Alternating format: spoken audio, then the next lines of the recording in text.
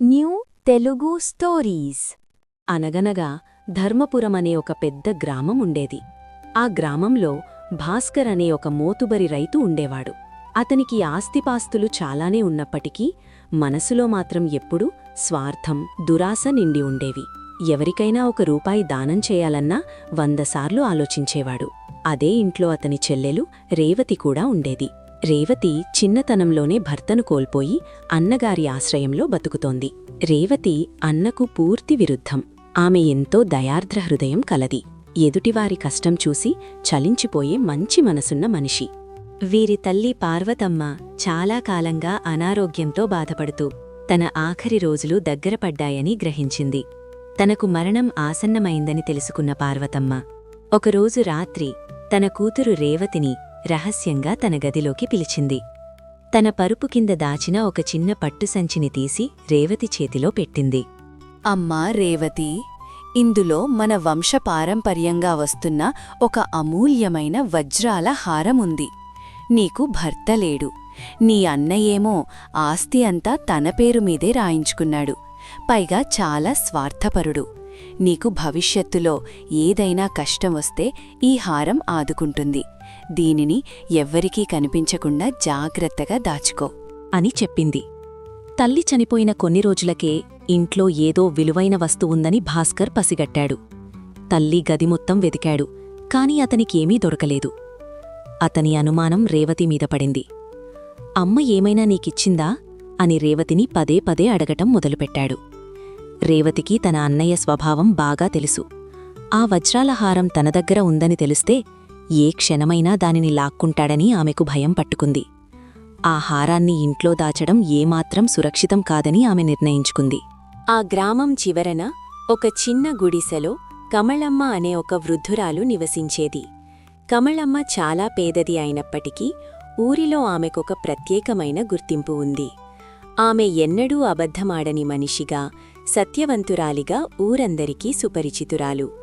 కమలమ్మ అయితేనే తన కష్టాన్ని అర్థం చేసుకుంటుందని రేవతి భావించింది. ఒకరోజు రాత్రి అన్నయ్య నిద్రపోయిన తర్వాత రేవతి చీకట్లో గుట్టు చప్పుడు కాకుండా కమలమ్మ గుడిసెకు చేరుకుంది. తన పరిస్థితినంతా కమలమ్మకు వివరించి ఆ వజ్రాల హారాన్ని ఆమె ముందు పెట్టింది. కమలమ్మ, నా అన్నయ్య కన్ను ఈ హారం మీద పడింది. ఇది నా దగ్గర ఉంటే నాకే ప్రమాదం. నువ్వు చాలా నిజాయితీపరురాలివి. ఈ హారాన్ని కొంతకాలం పాటు నీ దగ్గర రహస్యంగా దాచిపెట్టు. నా అన్నయ్యకు ఈ విషయం అస్సలు తెలియకూడదు అని చెప్పింది. కమలమ్మ ఆ హారాన్ని చూసి ఒక క్షణం ఆలోచించింది. ఒకరి వస్తువును తన దగ్గర ఉంచుకోవడం ఇష్టం లేకపోయినా రేవతి పడుతున్న ఆవేదన చూసి చలించిపోయింది. ఆమెకు సహాయం చేయడమే ధర్మమని భావించింది. సరేనమ్మా, నీకవసరం వచ్చినప్పుడు వచ్చి తీసుకువెళ్ళు. నేను దీనిని ప్రాణప్రదంగా కాపాడుతాను. ఈ విషయం ఎవరికీ తెలియనివ్వను అని చెప్పింది. కాని దురదృష్టవశాత్తు ఆ రాత్రి రేవతి తిరిగి వెళ్తుండగా భాస్కర్ ఇంటి నౌకరొకడు ఆమెను చూశాడు. మరుసటి రోజు ఉదయాన్నే ఆ నౌకరు పరిగెత్తుకుంటూ వెళ్లి రాత్రి రేవతమ్మ కమలమ్మ గుడిసెకు వెళ్ళిందని భాస్కర్కి చెప్పాడు. భాస్కర్కి వెంటనే విషయమర్థమైంది. తన తల్లి ఇచ్చిన ఆస్తిని రేవతి కమలమ్మ దగ్గర దాచిపెట్టిందని నిర్ధారించుకున్నాడు. కోపంతో రగిలిపోతూ భాస్కర్ నేరుగా కమలమ్మ గుడిసెకు వెళ్లాడు. ఏమే ముసల్దానా, రాత్రి నా చెల్లెలు రేవతి నీ దగ్గరకు వచ్చింది కదూ. ఆమె నీకిచ్చిన ఆ వజ్రాల హారాన్ని వెంటనే బయటకు తీయి, లేకపోతే నిన్ను ఊరినుంచి గెంటేస్తాను అని అన్నాడు. కమలమ్మకు భయం వేసింది. నిజం చెబితే రేవతికి తీరని అన్యాయం జరుగుతుందని ఆమెకు తెలుసు. రేవతిని కాపాడటం కోసం తన జీవితంలో మొట్టమొదటిసారిగా ఒక అబద్ధం ఆడాలని నిర్ణయించుకుంది. అయ్యా భాస్కర్ గారు, మీరు ఏమంటున్నారో నాకర్థం కావడం లేదు. మీ చెల్లెలు రేవతమ్మ నా దగ్గరకు రాలేదు. నా దగ్గర ఎలాంటి వజ్రాల హారం లేదు అని చెప్పింది. కమలమ్మ మాటలు విన్న భాస్కర్కు పిచ్చి కోపం వచ్చింది. ఆమె అబద్ధం చెబుతోందని అతనికి ఖచ్చితంగా తెలుసు. నువ్వు సత్యవంతురాలివి అనుకుని అందరూ మోసపోతున్నారు. నువ్వొక దొంగవు, ఒక అబద్ధాల కోరువు అని తిట్టుకుంటూ అక్కడ్నుంచి వెళ్ళిపోయాడు. ఆ క్షణం నుంచి భాస్కర్ ఊరిలో అందరి దగ్గర కమలమ్మ గురించి చెడుగా ప్రచారం చేయడం మొదలుపెట్టాడు.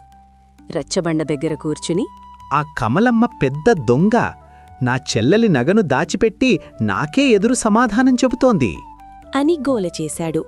కాని ఊరి ప్రజలెవరూ అతని మాటలను నమ్మలేదు. కమలమ్మ నిజాయితీ మీద వాళ్లకు అంత నమ్మకం.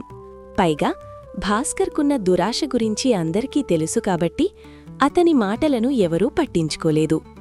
ఇది భాస్కర్కు మరింత కసిని పెంచింది. ఎలాగైనా కమలమ్మ బండారం బయటపెట్టాలని ఎదురుచూడసాగాడు.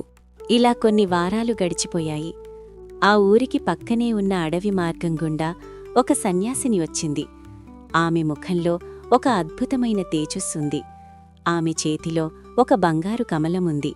ఆ సన్యాసిని ఊరి మధ్యలో ఉన్న రావి చెట్టు కింద ఆశ్రమం ఏర్పాటు చేసుకుంది. గ్రామ ప్రజలంతా ఆమెను చూడటానికి తండోపతండాలుగా వచ్చారు. ఆ సన్యాసిని అందరినీ ఉద్దేశించి తన చేతిలో ఉన్న బంగారు కమలాన్ని చూపించింది. గ్రామస్థులారా, ఇది ఒక దివ్యమైన సువర్ణ కమలం. ఇది కేవలం పువ్వు మాత్రమే కాదు, మనుషుల మనస్సులోని పాపపుణ్యాలను పరీక్షించే సాధనం. స్వార్థం లేనివారు, నిజమైన పుణ్యాత్ములు, మనస్సులో ఎలాంటి కల్మషం లేనివారు మాత్రమే దీనిని తాకగలరు. ఒకవేళ ఎవరైనా పాపులు లేదా మనస్సులో చెడు ఆలోచనలున్నవారు దీనిని తాకితే వారి చేతులు తక్షణమే కాలిపోతాయి అని చెప్పింది. ఈ మాటలు వినగానే గ్రామ ప్రజలందరిలోనూ భయం మొదలైంది. ఎవరైనా ఏ చిన్న తక్కు చేసి ఉంటారో అని భయపడి ఆ కమలాన్ని తాకడానికి ఎవరూ ముందుకు రాలేదు. అప్పుడు భాస్కర్కు ఒక ఆలోచన వచ్చింది. ఈ అవకాశాన్ని ఉపయోగించుకుని తాను ఎంత గొప్పవాడినో నిరూపించుకోవాలని. అదే సమయంలో కమలమ్మ చేత ఆ పువ్వును పట్టుకోబట్టి ఆమె చేతులు కాలిపోతే ఆమె దొంగ అని ఊరందరికీ నిరూపించవచ్చు అని కుటిలంగా ఆలోచించాడు. భాస్కర్ గర్వంగా జనం ముందు నుంచి నడుచుకుంటూ వెళ్లాడు. స్వామిని, నేను ఈ ఊరిలో ఎన్నో గుడులు కట్టించాను. పేదలకు అన్నదానాలు, వస్త్రదానాలు చేశాను. నాకంటే పుణ్యాత్ముడు ఈ ఊరిలో ఎవరూ లేరు. నేను ఆ దివ్య కమలాన్ని తాకి నా పవిత్రతను నిరూపించుకుంటాను అని అన్నాడు. సన్యాసిని చిరునవ్వు నవ్వి కమలాన్ని ముందుకు పెట్టింది.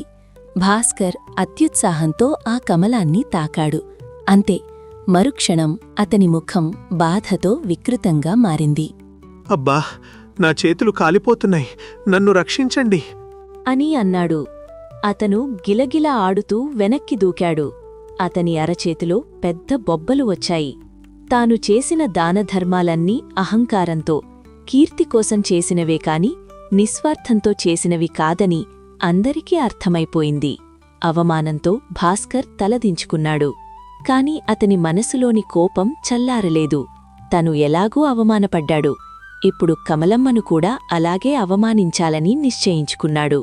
సరే, నాలో లోపాలు ఉండవచ్చు, కాని మన ఊరిలో సత్యవంతురాలిగా పేరు తెచ్చుకున్న ఆ కమలమ్మను పిలవండి.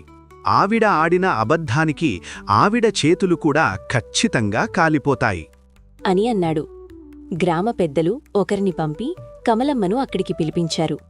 కమలమ్మ నెమ్మదిగా చేతిలో ఒక చేతికర్ర సాయంతో నడుచుకుంటూ సభలోకి వచ్చింది. సన్యాసిని కమలమ్మను నిశితంగా చూసింది. అమ్మా కమలమ్మ, ఈయన నీమీద పెద్ద నిందమోపుతున్నాడు. ఈ దివ్యకమలాన్ని తాకబోయే ముందు నాకొక నిజం చెప్పు. నువ్వు నీ జీవితంలో ఎప్పుడైనా, ఏ సందర్భంలోనైనా అబద్ధమాడావా అని అడిగింది. అక్కడ ఉన్న ఊరి జనాలందరూ ఊపిరి బిగబట్టి చూస్తున్నారు. కమలమ్మ ఏమాత్రం తడుముకోలేదు, భయపడలేదు. ఆమె ముఖంలో ప్రశాంతత అలాగే ఉంది. అవునమ్మా, నేను అబద్ధమాడాను. ఒక ఆడపిల్ల ప్రాణాన్ని, ఆమె భవిష్యత్తును కాపాడటం కోసం, ఒక దురాశాపరుడి నుంచి ఆమె వస్తువును రక్షించడం కోసం నేను ఉద్దేశపూర్వకంగానే అబద్ధం చెప్పవలసి వచ్చింది అని చెప్పింది. ఆ మాట వినగానే భాస్కర్ ఆనందంతో ఎగిరి గంతేశాడు. చూశారా, తనే స్వయంగా ఒప్పుకుంది. ఇప్పుడు ఆమె ఈ కమలాన్ని తాకితే ఖచ్చితంగా చేతులు బూడిదైపోతాయి అని అన్నాడు. సన్యాసిని ప్రశాంతంగా కమలమ్మను ఆ పువ్వును తాకవలసిందిగా సైగ చేసింది. కమలమ్మ 2 చేతులు జోడించి నమస్కరించి ఎంతో భక్తిభావంతో ఆ సువర్ణ కమలాన్ని తన చేతుల్లోకి తీసుకుంది. ఆశ్చర్యం! కమలమ్మ చేతులు ఏమాత్రం కాలలేదు. పైగా ఆ బంగారు కమలం ఆమె చేతుల్లోకి వెళ్లగానే మరింత ప్రకాశవంతంగా వెలిగిపోయింది.